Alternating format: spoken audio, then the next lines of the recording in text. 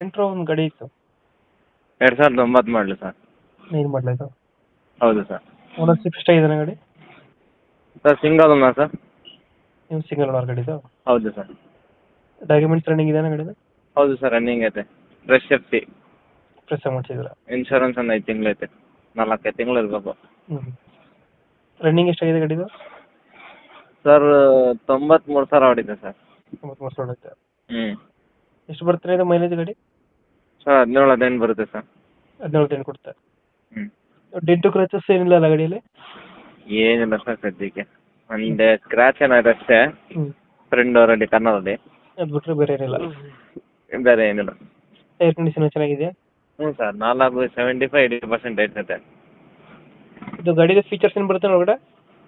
Sir Excel ಇದು, AC ಪೋಸ್ಟರಿಂಗು, 2 door power window, central lock. Central lock ಬರುತ್ತೆ.